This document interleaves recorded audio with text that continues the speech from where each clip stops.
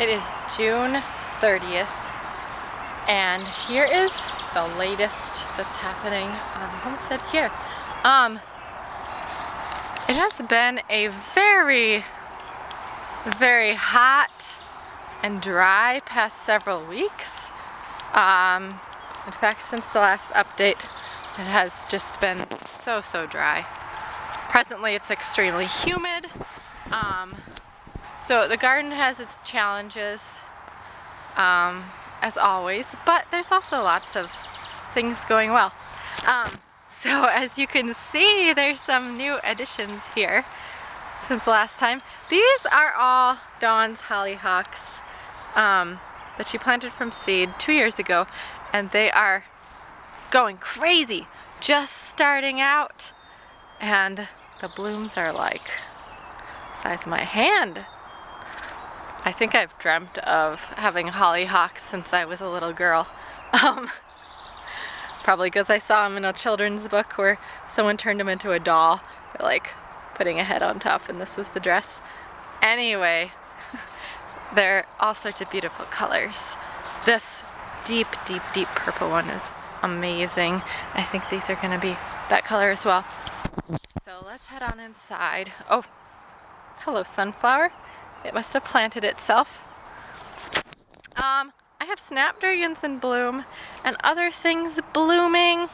I did, believe it or not, I did prune back the lemon balm significantly, but it proceeded to leaf out a lot. It was starting to flower, in fact. These are about to produce little flowers down there, which I don't know if I can stop it, but I do want to stop the stevia from doing that. I still haven't pruned it down. We'll get to that. Chamomile, I have harvested 2 or 3 times. It is still going strong, as is the sage. Amazingly, things haven't just been demolishing the ornamental kale, and it is filling the space nicely. Just so beautiful. I have never grown this before. Oh, surprise plant. I'm not quite sure what this is. Geranium? I think it planted itself. Dawn possibly planted it, but it's kind of taken over this area. Fun. Anyway, this is the pigeon pink kale, and it's hard to see. There's a little bit of pink creeping through just at the base, but hopefully more color will come. Look at this thyme, going crazy. My calendula, a lot self-seeded in the garden. I just threw some in over here, and that is new as of this week. Calendula just bursting in bloom. So way back there, all that orange, calendula. I didn't do a thing. It just grew itself. So what do I have back here?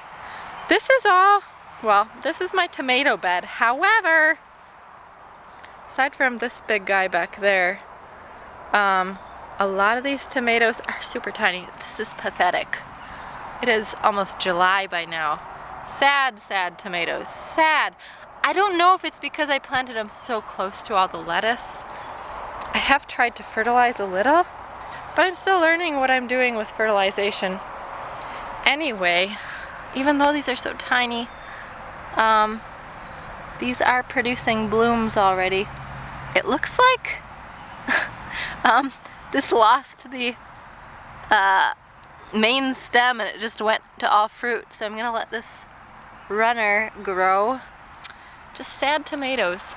I do not know what's going on. At my community garden, they're much stronger. These are all ones I started from seed.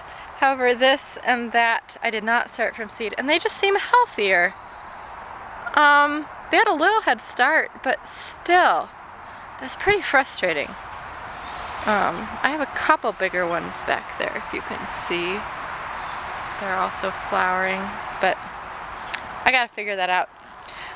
I thought my rutabaga didn't grow, but it turns out what I thought were turnips are all rutabaga that are starting to plump out. So I haven't grown rutabaga before successfully, so that's exciting. The chard did get hit with leaf miners, but it's starting to come back a little. I chopped some of the Premier Kale seed heads off, but I might as well save seeds there. My Brussels sprouts are slowly coming along. I planted some fennel all through here, but it's so hard to keep it moist, and I haven't been watering every day. So there's a couple seedlings I see. Oh yeah, more than I actually thought when I get down low. There's one over there. So hopefully we'll see some more fennel, but I just love fennel. Oh, you know what this is? That is ground cherries creeping in all over the garden. We'll probably pull that one, but I have some others like over here that I just might let grow since they have the space. More ornamental kale, collards, garlic has been starting. One plant sent out escape. They're just a little behind because it's so shady here, so we're just letting them do their own thing. And this is the corn. I gotta get some more fertilizer because it is starting to take off. The kohlrabi is starting to plump up. That's exciting. And I got a load of nasturtiums. I'll probably transplant those out because they get so big. Have a look at all that's growing back here. If I was on top of this garden, which I'm not because I was focusing on my community garden the past several days, but if I was on top of this, I would take this empty space, be planting it, probably plant under the kale there. There's lots of empty spaces from like where I pulled radishes, like here, that I just need to make use of. Oh! Wow! What is this? I have never had this flower in here before. Very interesting. Very interesting. Beautiful. This is bachelor button. But I do not know what this is. It's so delicate and lovely. I will have to look that up. Other lovely flowers. There's the Shasta daisies. Oh, coriander or cilantro going to seed. So I'm just letting it do its thing. It's pretty. And more of this that was blooming since like 3 weeks ago. Dame's Rocket is still going at it and trying to seed my whole garden. Yeah, all this Premier Kale. I need to get rid of. Replant. Not doing the best job at that. Here's spinach. Here's what it looks like after it has fulfilled its season. So I can still eat all this leafy stuff, but that needs to be pulled really soon. But I do want to replant underneath while it's still growing and providing some shade. Just because it's been so hot and dry, it's so hard to keep the ground moist without heavy mulching. So here's all the calendula that I had said self-seeded. So beautiful, so beautiful. Let's see what else is going on. Oh, the squash. Thankfully, I do not have squash beetles or the pests that attack them yet because I didn't grow squash here last year. So I'm hoping for the best. I sowed feathered frills kale to transplant around elsewhere. And this is the only one that really looks feathery. This one looks more like red Russian kale. Oh, that one looks more like it. And here's some lemongrass that I sowed. I'll probably just leave it growing in place because they like to grow in a cluster, I think. All these turnips, either I sowed them last fall and they didn't sprout, or I spilled the seeds. Anyway, they are my happiest turnips compared to this pathetic bed that is just trying to start to plump out. I also didn't thin them, so they're growing a little closer. But I'm gonna just see how that does.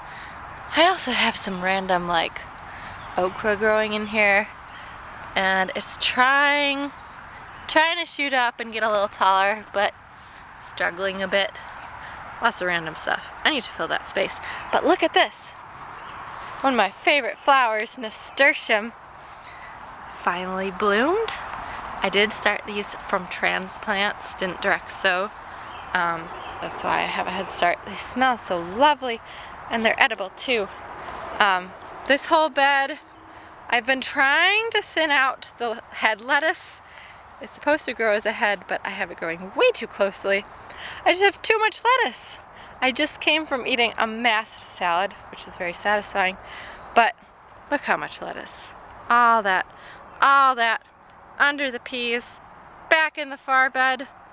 It's amazing. But I've already been looking up recipes for how to freeze lettuce, how to make lettuce with cooked or sauteed recipes, and yeah, so that's kind of cool to be doing that. Here's my cabbage. Whoopsies. Let's go back. It's getting big. I think I need to re-secure this fence, string up some fishing line, because deer or groundhogs or something chomped my cabbage off last year, and it was very tragic because homegrown lettuce is so incredibly sweet, you wouldn't believe. I've had a lot of trouble sowing green beans this year, surprisingly. I sowed like thickly all through here, all through there, here and here. Nothing popped up here, or here. So yeah, it's probably just due to the dryness. I do not water every day here. It is what it is, but that's what you get when you don't water every day, when you just put seeds in. Look at this variety of lettuce. Beautiful. Don't look at the other side of the piece because it's all weeds. I will get to that soon. But the peas, last year they kept going strong through July. Granted, they got some mildew, but look at this, there's already yellowing. I usually don't see this. Mildew usually comes first, but these are just dying off, which honestly maybe I prefer just drying out to mildew, because then there's less to spread to other plants. But I think the season of the peas is wrapping up. I mean, they're still pumping them out, but even right now, some of the peas are kind of wilty because they need water. But I think the heat is just brutal on them. Yes, all my kale transplant bed still is here. After I get back from some travels over the 4th of July weekend, I will take care of all that. This is a hard season because what happens is all the things I planted super early spring now are like bolting, going to seed, and I have to make the call to just pull things up. All these radishes. I could save them to eat the pods, which are tender at this stage. Yeah, they're tender when they're higher up. Or I could pull them and replant stuff. So right now it looks just kind of like a mess. But as a gardener, it's just important to stay on top of that and just make the call, pull things up. It's something I'm trying to get better at. This bed apparently is just a chicken feed bed because we're growing all wood sorrel and one potato that planted itself. That's fun. Yeah, chickens go crazy for wood sorrel.